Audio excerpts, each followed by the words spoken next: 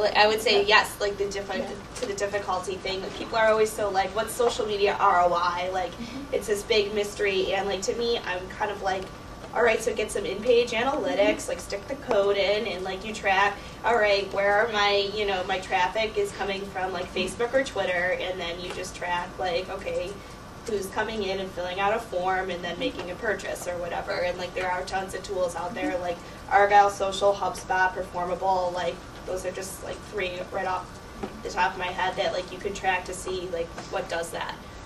There's great things, again, you can do on Twitter for free. I mean, if you're following hashtag, you're following the hashtag for this event. Follow the hashtags based on your industry, who your competitors, what your industry is, and you can immediately start to see the people that have huge followings that are talking about your brand or people that are talking about your industry. That's where your audience is hanging out. And a lot of these things are real easy to do. They're free. They may be a little time consuming, but you've got to do your research. Again, I think we started off the conversation for Monster 3 years ago. We spent the first 6 months figuring out where our audience is hanging out. Are they on Twitter? Are they on Facebook? Are they going to engage with us via YouTube? We knew exactly where they were hanging out. It was not difficult for us to figure that out and then define a strategy that's going to help you get to them within those channels. Real quick, Facebook again. I want to talk about social CRM, then I'm going to open it up to you guys. So this is for Zach. Recently wrote a report on social CRM. If you could tell the audience a little bit more about what that means. Personally, I think Facebook is the ultimate social CRM. We talked about they're like going to sell data. I mean, they have data on all of us, really great data. So maybe talk about what it is, where it's going. Is anyone using it correctly? Sure. Yeah, I'm kind of laughing along because this is just such a funny point for me. But social CRM is different things to different people. You'll look and you'll find experts that have 12 different definitions of what social CRM means. And one of the biggest challenges I see is that most people today don't have a real CRM strategy. So try combining social to that, and we're going to miss it. How many people, this is actually really fun, how many people have a functioning customer database? It's actually a little more than functioning.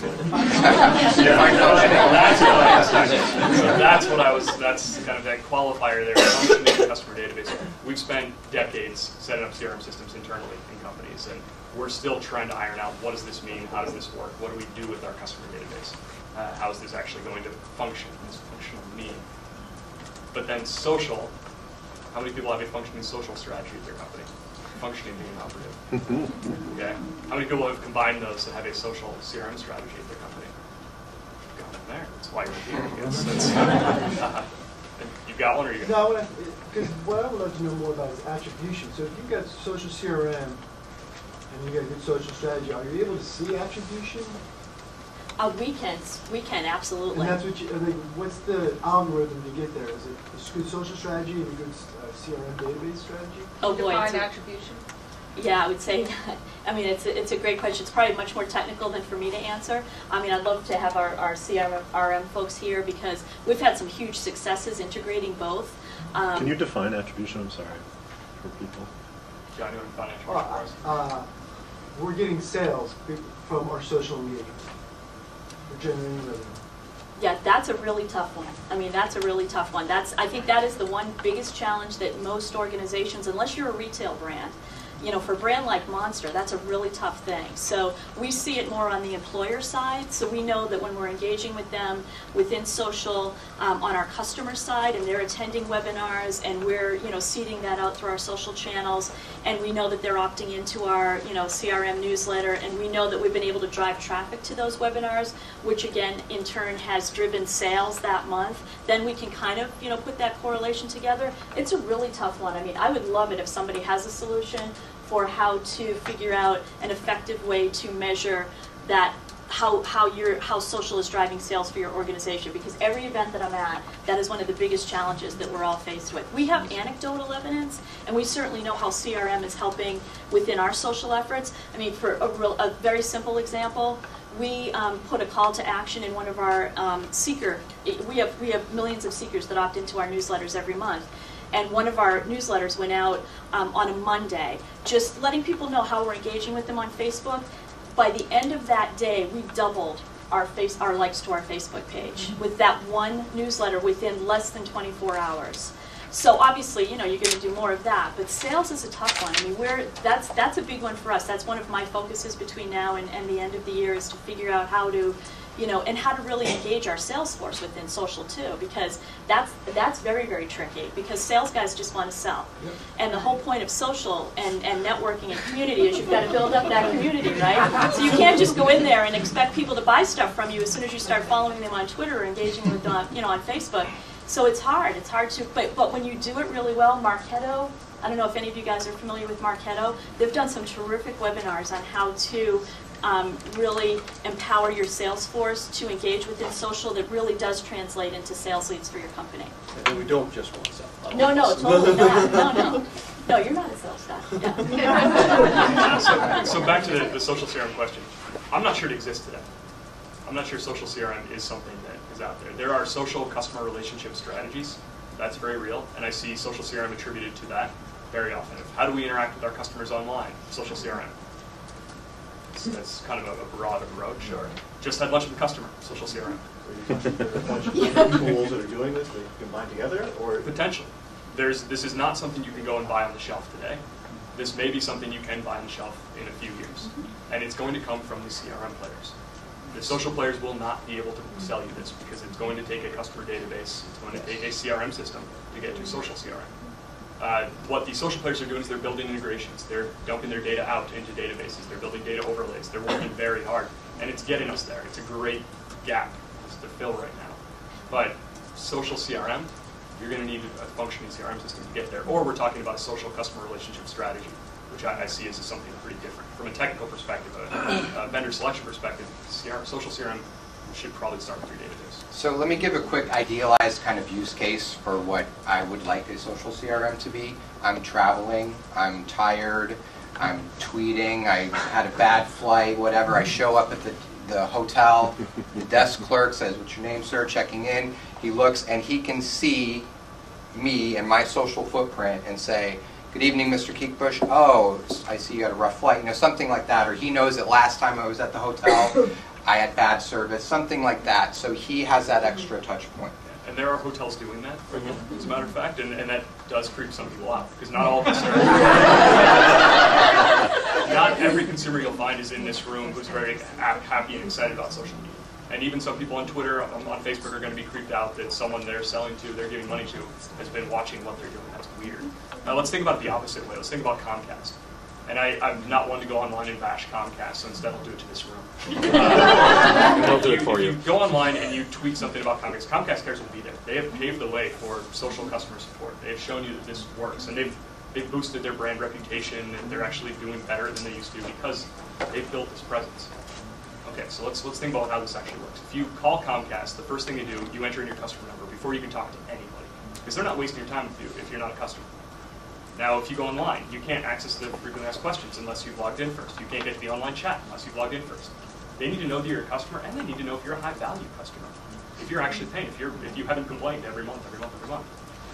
But on Twitter, we tweet, and 17 full-time U.S. employees are sitting in a room around America responding to you. And what do they do? Do they ask you what your customer number is? No. They say they're sorry. And they're out there, and the reason that the way this is budgeted, where this comes from, my guess is it's probably from marketing. It's not from customer support, it's not from customer relationship, because they're not actually connected to the database there. What they'll do is they'll try to make you a little happier, and if they can't help you, then they say, okay, call our phone line. And then you enter in your customer number and you go through it all again. Question? Well, no, in fairness to Comcast, I don't know if it's the same as it was when Frank was there, but I did some podcasts with Frank and I talked to him quite a bit.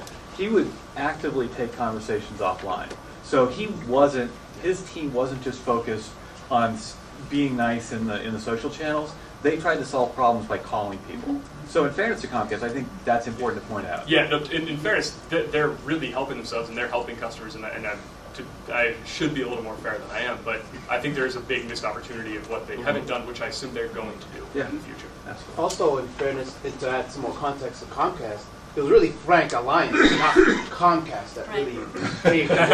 Yeah, he was the Comcast rogue Cares, guy yeah. to really Yeah. do it and work Yeah. 90 hours a week and really do it. It wasn't corporate backing. He just did it on his own, and then after a while, corporate went behind him and supported him. So it's, You mean he didn't have a social media policy? He did. He totally did. I was on a couple of panels with him. I mean, he was basically the voice, the main voice behind At Comcast Cares. But the difference is he got huge marketing backing when they saw how, to Zach's point, when they saw how successful this was for the brand's ambassadors. That was where it totally took a different shape. But Southwest Air, if any of you are ever tweeting about Southwest, they respond immediately. And I know firsthand because I travel Southwest a lot, and they're one of the first things that I'm tweeting about as soon as I get on that plane. I'm tweeting about either great experiences with my flight attendants or bad experiences, or I'm delayed, and they know immediately, and they will reach out to you. It's happened to me a couple of times. So they will go out of their way, and they've got a terrific reputation, again, within customer care on Twitter. Okay, real quick, this is the practical section. I'm going to list out each of our 4 categories. You guys are going to take notes. I'm going to talk about discovery, publishing tools, measurement, and customer data tools. One at a time, we'll just go through the panel, and you guys are going to throw out low end, high end, it doesn't matter. Give everybody in the room some ideas for real tangible tools that they should be looking at. Let's start with discovery, listening tools, filtering tools. We can start with Kathy. So again, the free tools, obviously Twitter, again, CodeTweet, Hootsuite. If you've got your mobile devices, you can download the apps. If you've got an iPad, all of the apps are available. The TweetDeck app, the Twitter app, the Facebook app. You can carry your conversation with you. You can monitor 24/7 if you choose to do that. Again, if I lost CodeTweet and TweetDeck, I couldn't do my job. And this is for use of discovery, so you're running Twitter searches for keywords, hashtags. Yep. Jen. Okay, for low end, I would say, like she said, Twitter, just do Twitter advanced searches, and you can geo-target and search for sentiment. Market Me Suite, which is a 140 affiliate. Also, for $100, you can do Viral Heat for Twitter and Facebook, and for around $100 or $250, you can do Group Review. Google Per Alerts. month, per hour, per day? Month. Maybe Google Alerts. Yeah, you know? definitely. Yeah, Google Yeah, Alerts. that's real Obviously. simple, like real easy. It'll pull everything you're looking for. Something, Nutshell Mail, it's a constant contact product.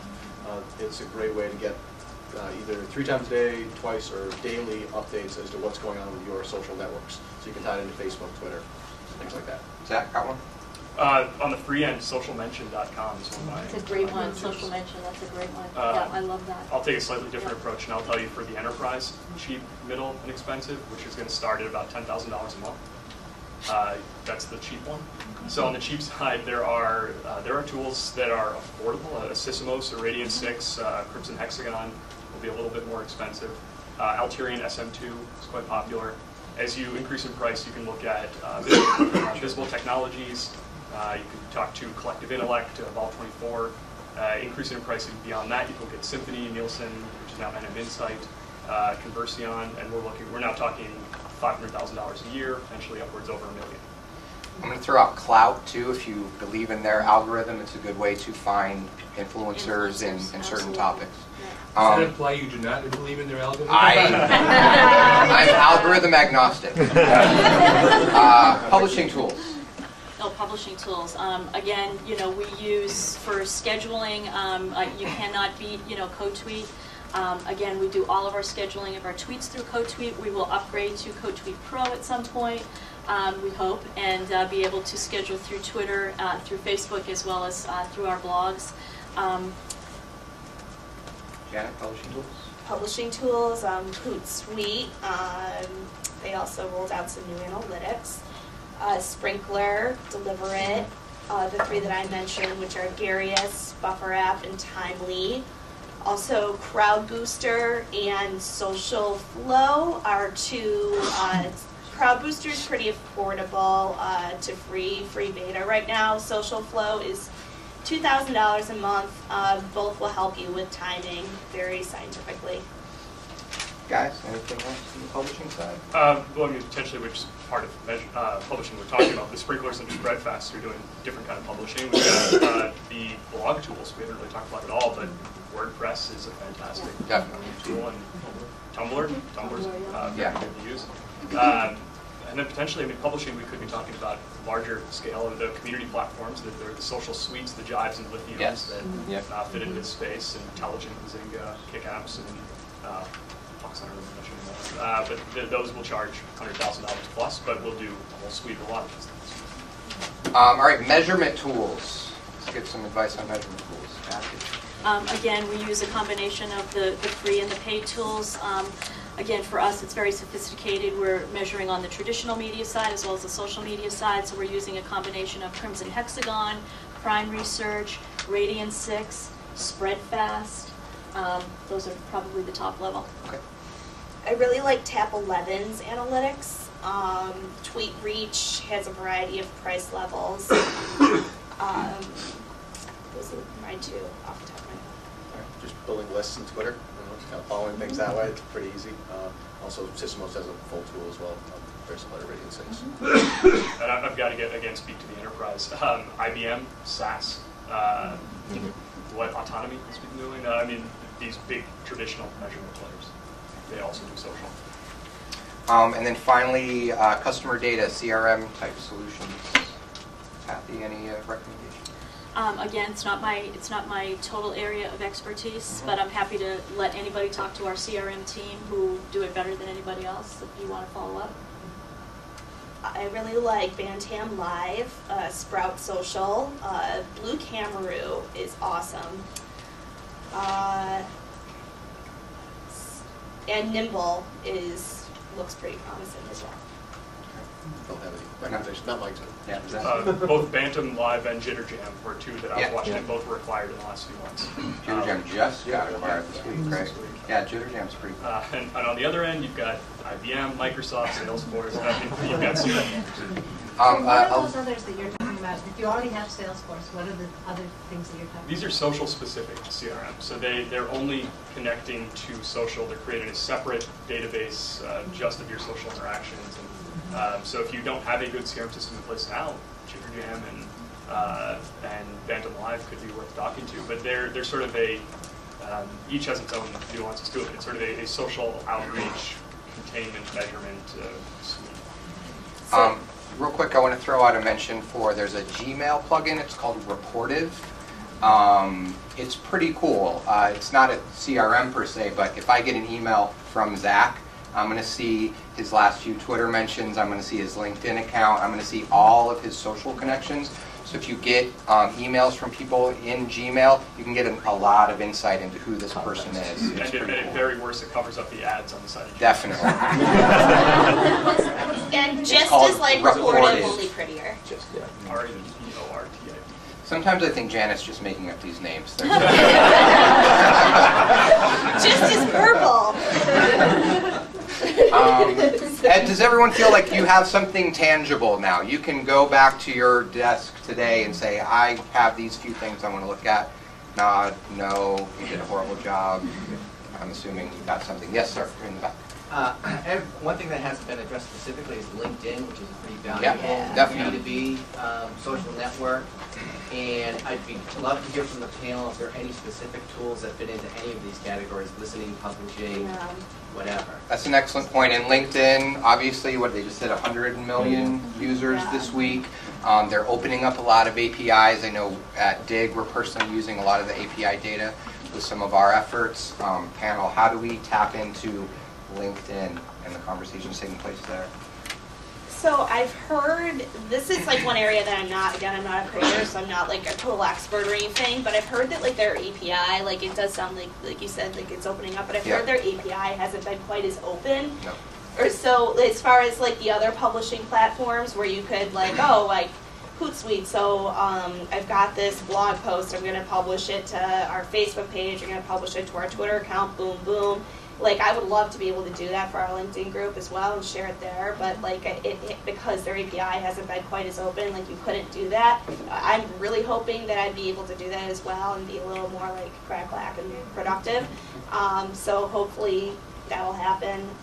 That's, I guess, all I've got to say about that. Jen's definitely right. I mean, I've talked to the development team, and they sort of have this close, let's hold it as close as we can, and then once it's really going to be profitable, we'll figure out what to do with it. But in the meantime, it's limited some of the access that people have had, and most companies I talk to just do it manually. this point. There are some tools that get at something not better than you could just go do by hand.